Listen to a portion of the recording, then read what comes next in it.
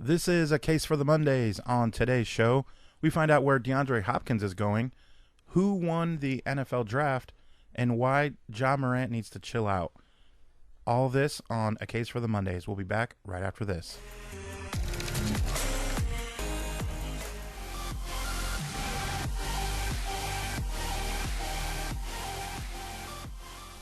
Welcome to the show. It is Monday. As always, I am Adam Marino. Joining me, hailing from where are you hailing from today? I don't know. Caleb Westra, as always, joining us on the show. It's just Caleb and I today. What's up, dude? How was your weekend? Weekend was great. No one cares. All right, so let's get into it. So big sports week. We are excited. A lot of stuff, a lot of football, a lot of basketball. So opening case. What is the talk around the water cooler? What is everyone talking about right now? And actually, going over our show notes, we actually had to change up a little bit because you literally text me driving. Yes. So we're both texters and drivers, so call the cops. And you showed me a screenshot of DeAndre Hopkins. So we may be breaking some news to some people, as we just found out minutes ago. But he is suspended. How many games? So I believe it was 6 games. 6 games for violating PEDs. Now, we were like, well, he could appeal it, all this other stuff. But at the same time, like, there's people that commit crimes, like actual crimes, and have a better chance of appealing. PEDs is something that's controlled in-house. The NFL wants to send messages to their players. And honestly, if he's doing what he's doing, then he deserves the 6 games. I mean, we'll get more information, so I'm not trying to speak too soon on that subject. I put something on our Facebook. Do the Cardinals 4 or 6 games and just save their season, especially being in the division they're at. Go and get a wide receiver. Des Bryant said something about being there. Now, they did get Hollywood Brown. Yes. To the dismay of the Twitter page of one Lamar Jackson, who's not too happy. And they did lose Christian Kirk. He's getting paid a crazy amount. You talk about the issues with Debo and he wants this money. It stemmed, I think, from Christian Kirk getting paid an ungodly amount to catch the football when he's not even a number 1 or a number 2 receiver. So it triggered all this, I feel like. So you're telling me that, like, this is the second time the NFL's made Lamar Jackson shit himself? So, yeah. But, like, where did this come from? Like, were they like DeAndre Hopkins, PED test, boom, random? Or do you think, like, something happened? That's what I want to know, if there's, like, a juicier story, which we all hope. And we don't know yet because, we try to look up so much information on this for you guys to be able to bring you and there was some nothing. News. Scheffner's being Scheffner. And Adam Schefter posted more about his kid graduating from Michigan. Who cares? So see, that's why I don't get why he was all on Tom Brady, because, like, he's a Michigan guy, and then, like, now him and Tom don't like each other. So good luck, Scheffner. So that is... remains to be seen if the 6 games are going to stick. You assume he's going to appeal it. We have no new information, but another wide receiver making news. One thing that made me excited was, if you remember last week, we talked about who we thought could make a splash. Yeah. Based on what the draft and things like that. And what do you know? The New York Jets, Jets. Jets. Got the second best receiver in the draft. So, yeah, he's not your guy from Ohio State, but you know a lot about him. So, what do you think about the Jets pick? Okay, so I like the Jets pick, but something crazy that when they got him, that surprised me was that they left Jamison Williams on the table. I like Olave. I like his speed. He runs routes. He's very smart. Him and Garrett Wilson. But it's crazy because those guys are going to be good in the NFL. But I would say those two are 2 and 3 on the Ohio State roster, because Smith and Jigba is better, but Smith and Jigba can't be drafted, and he stayed. So I like him. I like him a lot. Now that he is not wearing an OH uniform, Now, I'll root for him on the Jets a little bit. I might pick him up in fantasy as well. what about another guy from the same state? They got Sauce Gardner, and if you have to cover Tyreek Hill, Jalen Waddle, those guys in your Stephon Diggs, and you have a guy that can cover, and the dude is 6'3"? Yeah, 6'3". He's got speed, and you wonder why he wasn't a receiver. Right. You know what I'm saying? Well, so Richard Sherman, a lot of people don't know that at Stanford, when he was on good terms with Jim Harbaugh, was as a receiver is what he was, what he was recruited as. Yeah, and what he was playing at Stanford, and then Legion of Boom and all that as a DB, and in Stanford is when he became that DB, and his height was a factor as well. So you wonder, but I like that pick. Then they get obviously Garrett Wilson, the receiver. Now they also picked up from the Ohio State a tight end as well. Now they do have a couple tight ends, but they did get Jeremy Ruckert from Ohio State as well, number 101 overall. I just think then they picked up an offensive tackle in the 4th round out of Louisiana, Max Mitchell. Yep. I just think that the Jets crushed, and you and I do not care if the New York Jets fall into the ocean right now. We don't care, but we don't. You have to admit, if they're good, I want another team. Like this thing with the NFL, and you'll learn about this especially when the season comes. I want good teams playing good teams. Right. I don't want to see a lot. I want everybody to be good, or at least average enough to win a game. I want to see the Jets play a meaningful game later in the season on say like the Thursday night game. I'm tired of watching games like the Jets are on. Last so year, it's gonna be a crapshoot. Last year I was in Tennessee for the Tennessee versus San Francisco game, and it was a meaningful game. Yeah. It was awesome. It was electric.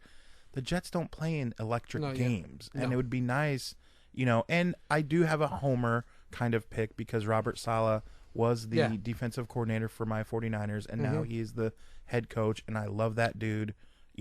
He should have been in my top 5 bald guys. Bald guys, he should have been, but he should have been. There's too many bald guys that are awesome. You mentioned Jeremy Ruckert, tight end Ohio State, 101 overall, but not that many people know that Ruckert's from New York. Very emotional dad. When he got drafted, it was very cool to see. He had 32 hats on the table, but he had the Jets set out aside, and he was wearing a green suit. Yeah. And when he got the call, he was very emotionless, just chill. And his dad, dude, it was just a cool moment. And then his dad held up the hand. He was like, Jets, Jets. Yeah. And the whole family excited. was going nuts. And that's always cool to see guys coming back. Speaking of guys coming back, what do we think about our boy Kenny Pickett going to Steelers, staying home, and didn't know this, that both practice facilities are literally 10 feet away from each other. Their doors are literally, so he's literally coming out one and just going into another, which, to have that backing of his old college coach to help him in training is phenomenal. You talk about staying home. That's a big deal. And we'll wrap this up too, just because I talked about the Lions. Now they got to steal with Aiden Hutchinson at 2. Thank you, Jaguars. And then they traded up to a divisional team to get Jameson Williams at 12 and stole him from the Packers. I love the pick. They're young, but this is the first year in probably 20 years I've seen the Lions actually have a decent draft. Yeah. That I was every pick I was okay with. I like bringing in Josh Pascal at the D end position. I wanted a Jabo, but the Ravens got him right before that. So, it would have been cool to see a Jabo and Hutchinson play together again in Detroit. But, right. Overall, the Lions I'm super excited about. We'll see. I might be eating my words and cursing them by week 5, but that is normal. Yeah. So that wouldn't be a huge deal. Yeah, no, I didn't think the Lions did anything in order for me to make fun of them. We'll wait for week 1 for that to happen. Yes. But that's always a good start if I can't make fun of you based on the draft too much. Mm-hmm. So yeah, overall the draft always exciting. Mr. Irrelevant went to my 49ers. That's always cool. And he's a quarterback, so we'll see from Iowa State. And I don't know. That's kind of a funny thing. They make that a big deal. Well, yeah, and I didn't realize this. I was doing some research today. They actually have so you get a parade in Los Angeles. No, you get to go to a Dodgers or a San Francisco game or something like that. It's and ridiculous. Then you get to go to Disney. Land's in California, right? You get to go to Disneyland, do a tour of all this stuff, and dude, it really doesn't make any sense. But what happens if he actually somehow gets a job in the next 5 years? In the NFL, and you're like, I was Mr. Irrelevant. Is that more of a success story than Tom Brady? Well, if he wins one Super Bowl as Mr. Irrelevant, for Tom Brady to 199, is it better? That's tough. I wouldn't say better. They'll be different. They'll be different, but you're different but better. Yeah, that's a Will Ferrell kicking and screaming. That's fair. We're different but better than the other parents. Yeah. Now, also big week for the NBA playoffs. I was looking at. So, I saw a clip yesterday of Ja Morant passed the ball to. He did. Well, yeah. So he passed it to one of the guards. Who's the guy with the weird dreads? Oh, I know who you're talking about. Now I can't think of who it is. But he hit a three. He was 1 for 10. All right, so he made Steph he didn't make him fall, but he made him kind of back up. And there's a shot you can YouTube this. Ja Morant is dancing as he passes the ball. Was it Brandon Clark? No. It was a guard. Well, I got Jaren. Clark was big. Oh, guard, you said? Yeah, who's the... there's... Not Tyus. Not Tyus. No. Who starts? Oh, Zaire Williams. He's a small forward, but I think he plays a little guard. He has dreads. It might have been him, but... Yeah, it has to be him because he's the only one they have on here. I mean, they have DeAnthony Melton, and yeah, that's pretty much it. So, Ja Morant is dancing, and I get that people say, well, Steph Curry turns to the crowd and cheers before he makes a shot. Oh, but, I posted him dancing. I said, when it's Monday and you get to hear a show. That was the video, and he's... So, the thing about Steph Curry is he's an MVP and a champion. Ja Morant is not even a Derrick Rose before he got hurt. He's not. So, but he could be. So, and he had 4 turnovers in the final 2 minutes and missed the layup to win the game. Okay, I thought that was soft, dude. So softer than Luigi. Inside joke. We'll tell you later someday when Hunter Dickinson makes it to the pros. We'll reveal that story. When you guys are older, we'll tell you. Yes, when you're older.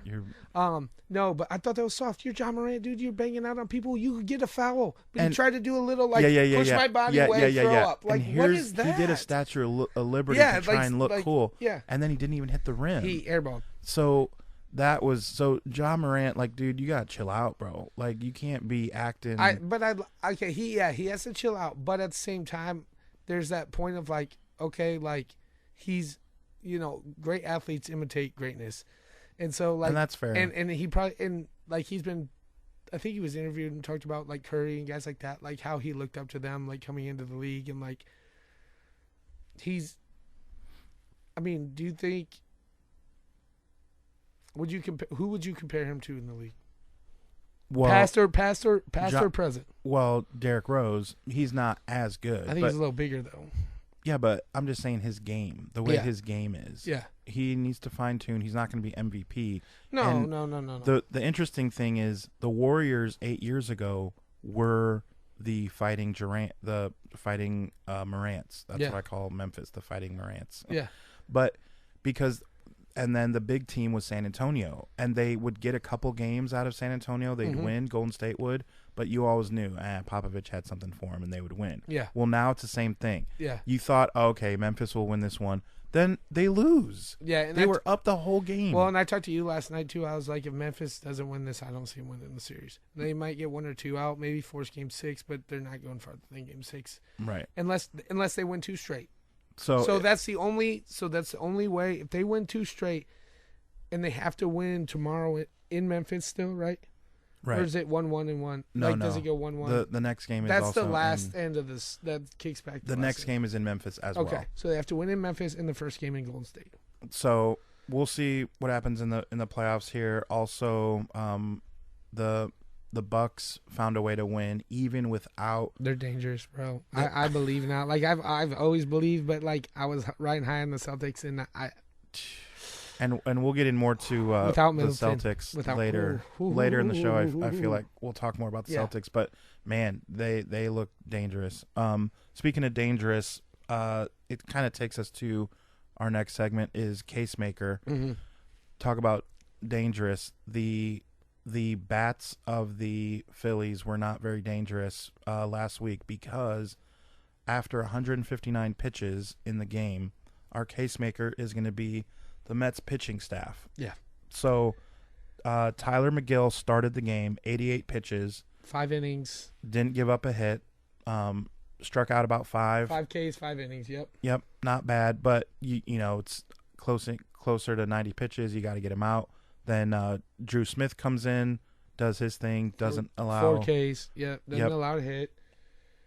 Joely Rodriguez, 0 Ks, but didn't allow a hit. So, right. you know, we're coming through. And then Lugo with no Ks, but no hit.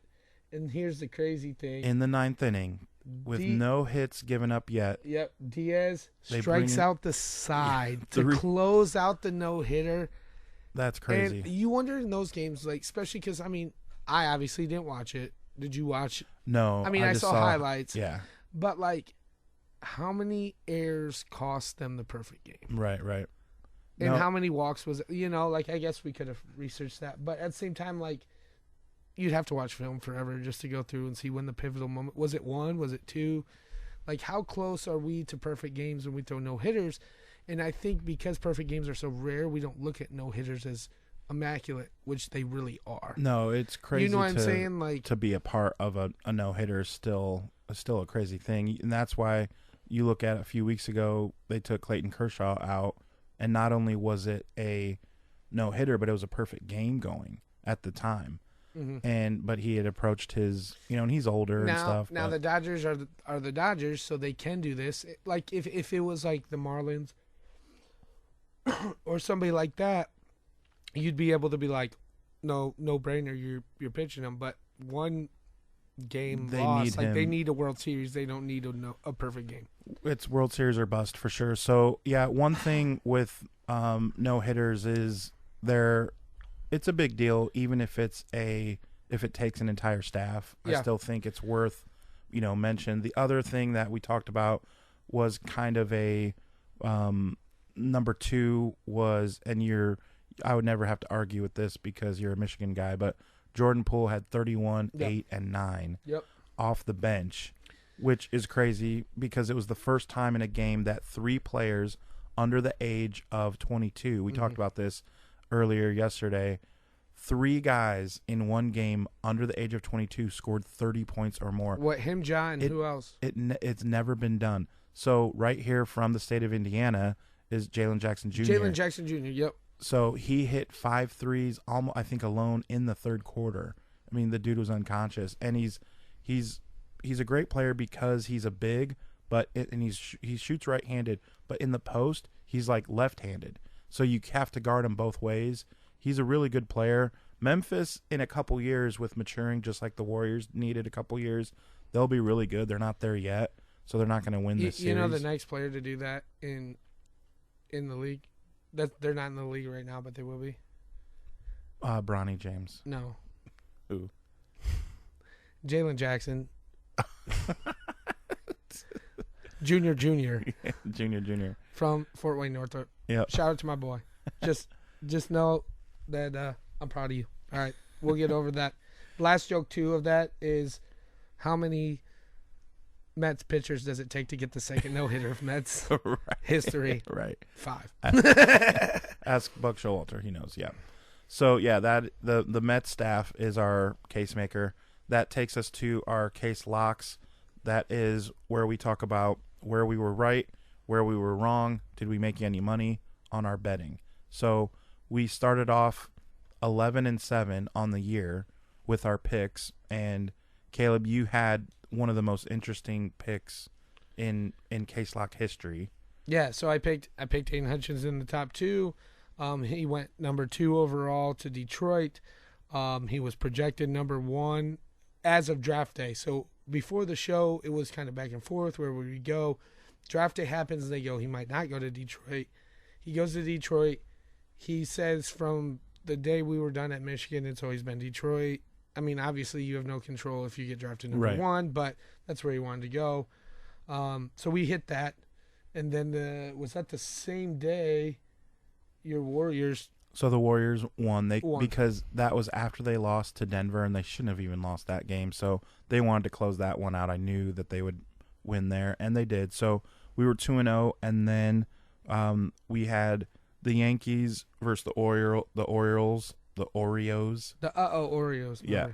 So that was a lock for sure. Yeah. They won 12-8. It wasn't close. And then we also had the Dodgers over your Tigers, and that was 5-1. That was a laugher. And then we had Dallas against Utah at home for the Jazz. Yeah, the Jazz are at home fighting for their playoff life, and we just had them on the money line. They just had to win. Luka just had to come back too, though. And they lost. Yeah, lost by 2. By 2 points. 98-96.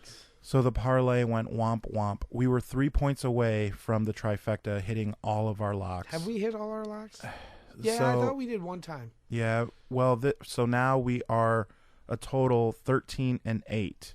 So overall, if you've went with us every time, you still get your money. What is our parlay? So our parlay this week, on May 3rd, which is tomorrow. Tuesday. Yep, the Brewers are playing the Reds. Brewers 15-8, Reds 3-19. Brewers are home. 3-19. Number 1 in the NL Central. I like them. And the Reds are in last place in the NL Central. Well, they're 3-19. Yeah, and I told you if it was at Cincinnati, I'd still take the Brewers over Cincinnati. That's our first one. May 7th, Astros over the Tigers. Astros 11-11, third in the AL West. Tigers at 7-14, fifth in the AL Central. Then May 3rd, we got the Cardinals taking on Kansas City, and Cardinals are 12-9 in the NL Central. I think they'll be all right. I think they'll be all right, and I think we hit this one pretty good. It was hard to pick basketball in our parlay just because it's so fresh. Some series start tonight. We'll be able to get more info for you next week. The teams are so good matchups. Yeah. Now, my lock is going to be basketball, but I wanted to do that as a personal one. I didn't want to lose you guys the parlay on a close lock. So what's your lock? So speaking of John Morant, I want to see what this young man has in him. He you saw what he mouthed after he missed. We said OF. He's like, I just got Steph Curry'd. But I think I'm taking Memphis at home. It's do or die. That's just what I truly believe. It's do or die. Yeah. I'm taking Memphis money line. Okay. Yeah. And not to hate on the Warriors. No. And like it's said, I just want to see what Ja can do, if he's built of like comeback kid or if he's just like Fultz. Well, the Warriors don't need this game. They already you need 1 out of 2 to steal home court advantage. They did that. Yeah. They can be really free and easy. Well, and that's another thing too. It's like this is the game for them to drop if they need to. You always want to win game 1, and you really don't care about game 2. If you win it, it's nice. If you don't, you don't. You're fine. You still have home court now back do the Warriors. Yeah. So, no, that's not bad. My pick is going to be I am very much in love with the pickup that the San Francisco Giants have picked up in Rondon, and he is 3-0 with an ERA of under 2, and I like him against the Dodgers, and I wasn't going to put that in a parlay either. Yeah, we talked about that. We talked about that. We were going through. But on Tuesday, May 3rd, I have Rondon going against the Dodgers, and I like my Giants. So those are our locks for next week. We will see how we do.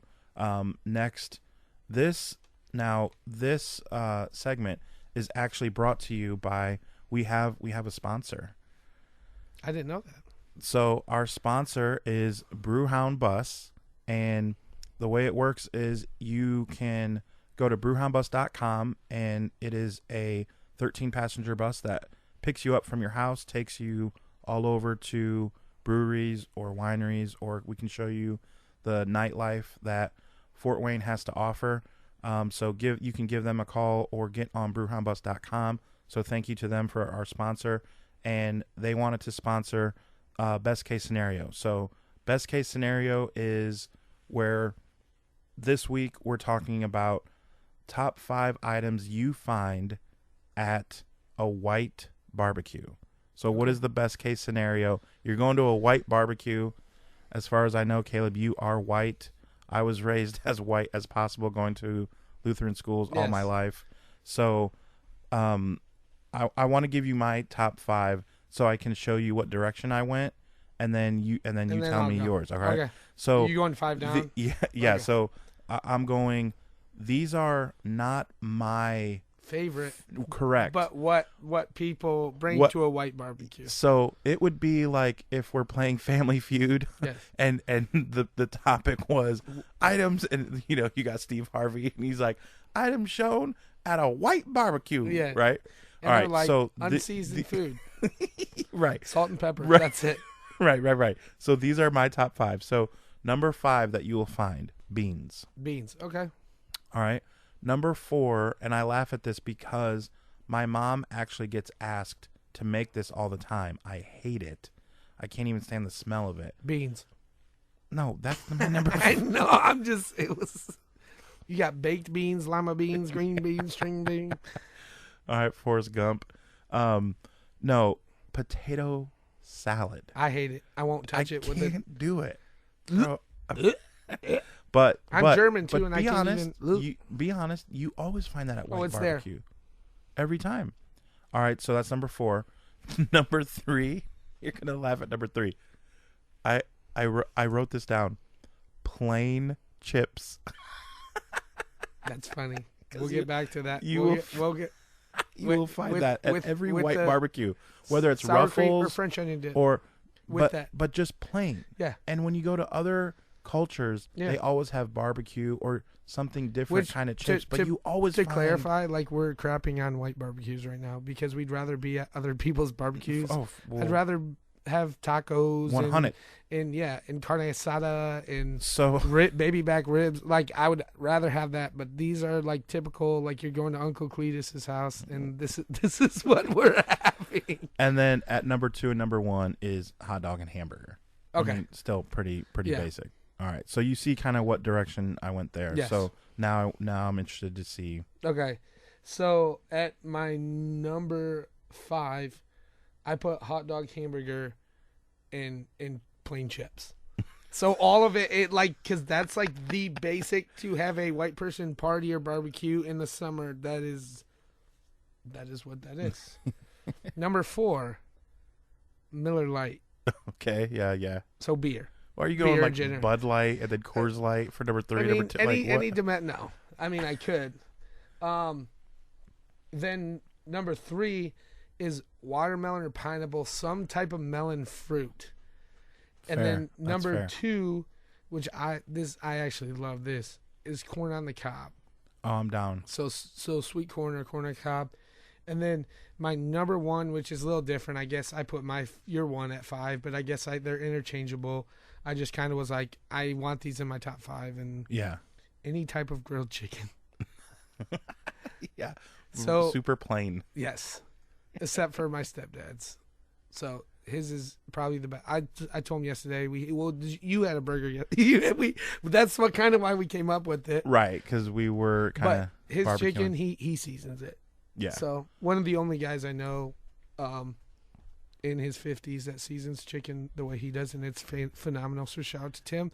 He'll probably never listen to this podcast. So all right, that's fine. Yeah. All right, so last segment is state your case, and that's kind of where we get into either whether you agree or disagree with us. You kind of plant your flag and say, yes, that's absolutely right, or you guys are a bunch of morons. So what we were talking about is we couldn't let it get too far without talking about the New Jersey Nets. So Jersey, I love it. They were better when they were in New Jersey.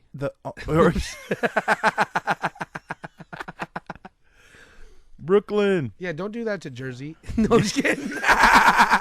They don't. Don't hate on the Brooklyn Nets. The Brooklyn. If it was Nets. up to Jersey, they'd probably have people killed already in the front office.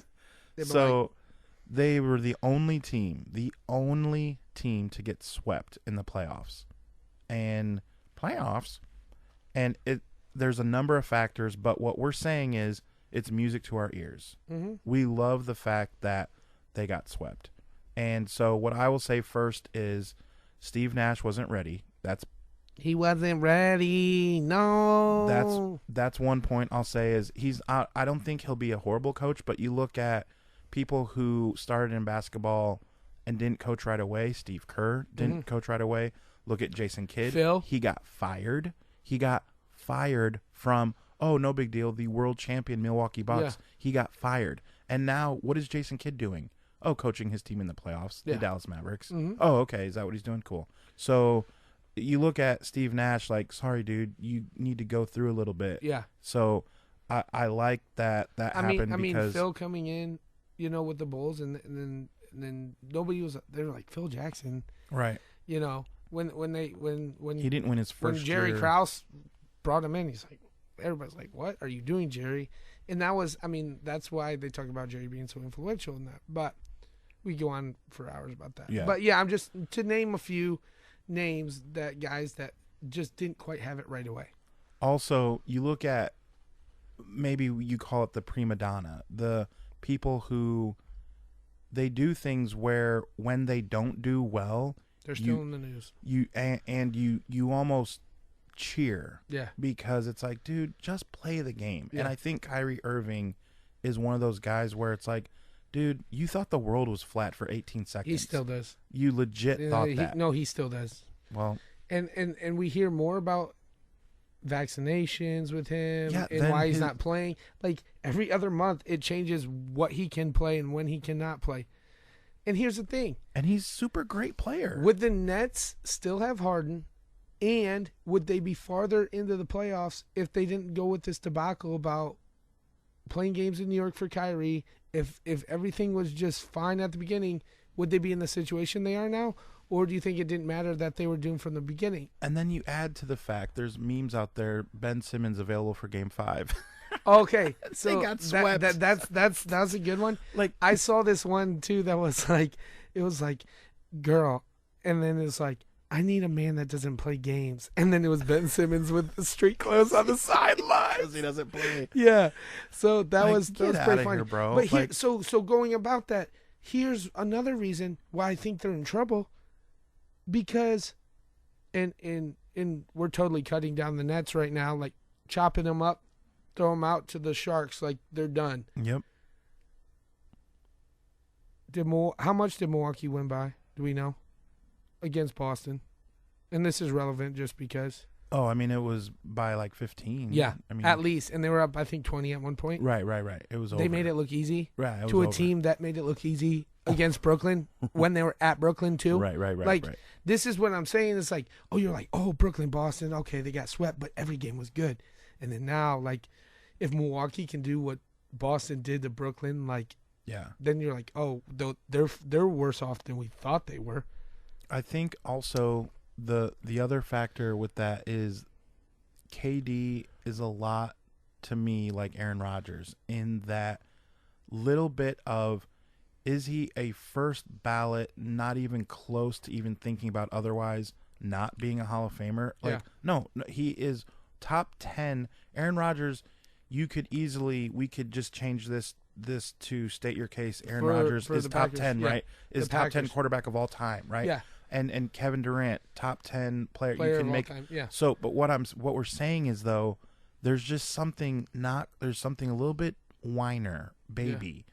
That like when that guy doesn't do well, you almost cheer because it's like, dude, if you were just playing the game and not worrying about other stuff. Perfect example. They do good in the regular season, then they can't make it past playoffs, and they're still relevant for some reason we don't know. And then everybody so it's like comparing him to Tom Brady, the Kyrie to even Giannis right now, or somebody who's like more relevant in the playoffs, or Devin Booker, or I would normally say LeBron. Now it's a weird. LeBron's weird to me because I respect the greatness, but it's back and forth. So I see he's like Kevin Durant and Kyrie mixed into one, but there's good about both sides and there's bad about it's like so like that's why I didn't want to go with LeBron, but a guy in the playoffs like a Giannis or a Devin Booker or a Steph Curry, perfect example, won championships. It's those guys are talked about just as much during the regular season, but then at the same time they actually win in the playoffs. Bottom line is winning's everything, folks. Bottom line, when the Nets don't do well, only if you are literally a fan of the Nets and have been for a while. Other than that, you were pretty excited. You were laughing. Oh, yeah. I mean, not gonna lie, I was a Nets fan because of Harden, but when Harden left, see ya. Yeah. KD, you guys are toxic. See ya. I never really liked Kyrie. I did at Duke, but then once I saw all this stuff come out, wanting to trade, now he's probably wishing he was with LeBron in Cleveland. And now we're starting to see it was a lot of Kyrie. Yeah. We'll see one championship with one team as a role player. We'll see what they do next year if they bring the band back together. Guys that don't really fit and are getting older, like a Blake Griffin. What are they going to do with those guys? I like Dragic and guys like that, but we'll see if they blow it up or what KD is going to do in the offseason to make a big fuss. Mm-hmm. And that's just the other thing. You roll your eyes. Do you think the NBA right now, we're seeing more NBA ready talent coming out of college basketball than we ever have before? Like guys coming in first year rookies and blowing stuff up. Yeah. We've had guys like that, but now we see multiple guys, first, second year players, and they're thriving. Well, I think a big difference is when the NBA has the one and done rule in effect or not, because when you cannot be one and done, like in the NFL, you can't be one and done. No, you have to go 3 years at least in college before you have to be a junior before you can declare for the draft. So in the NBA, now that they've changed it where, you can be one and done. It's a little bit different, I think, but I don't know. You think it'd be the opposite, though. You'd think if they had more time in college to develop that they'd be more ready to go in, but these guys are coming in after 1 year. Sometimes guys like Zion, or they go overseas. Injured.